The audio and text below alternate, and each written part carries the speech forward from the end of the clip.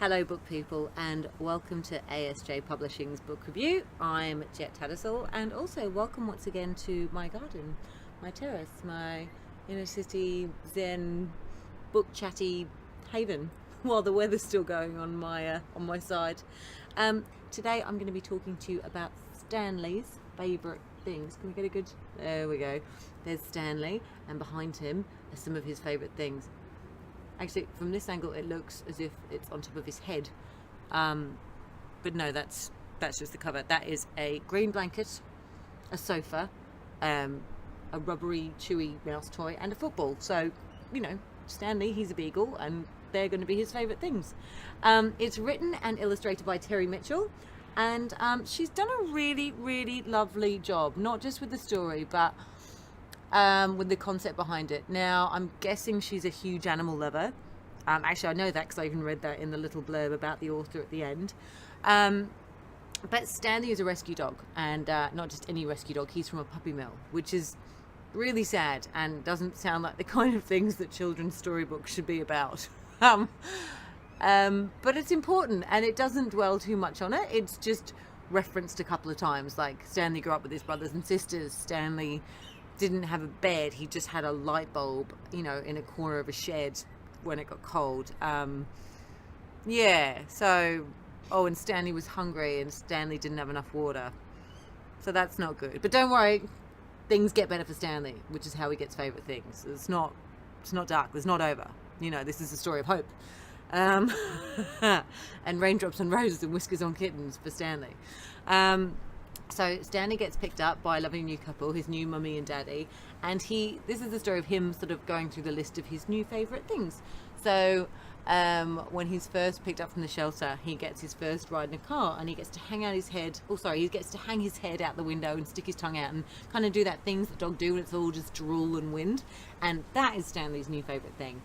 And then he gets home and he gets given a bed and a blanket, and he'd never had one of them before, so a bed becomes Stanley's new favourite thing. And then, then he has to take medicine for his arthritis that he got while living in the puppy mill, and his mum is kind enough to wrap it in cheese, so cheese becomes Stanley's favourite thing. And I think, Stanley and I already get on. We've already got, you know, car rides, blankets, sofas, cheese. I'm with him. Stanley's parents then bring another rescue dog into the house called Dottie. She's beautiful, big dopey thing. Stanley does not like Dottie. Dottie is not one of Stanley's favourite things because Stanley gets jealous. But eventually, after he's kind of told off for being jealous, he realises that he likes to watch Dottie throw toys around him. He never got to play with toys, so he doesn't really understand them. But watching Dottie throw toys around is Stanley's favourite thing. We also have another character that comes in, another dog we get to meet. I think it's Stanley's mum's sister's dog. A bit of a pretentious... overdressed poodle named Corny, in a pink jacket and hair ribbons. Now, I can't read too much into it because, you know, it's all of what have we got, 12 pages. It's a picture book, but I'm reading between the lines here.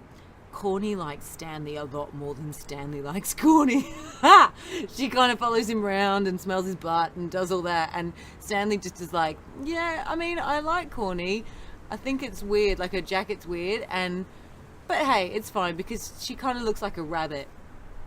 Now, if Corny knows this, I don't know, maybe she doesn't listen to enough late night radio, or she just doesn't have enough girlfriends. But when a guy that you're chasing says, yeah, I like hanging out with you because you kind of look like a rabbit, it's time to go.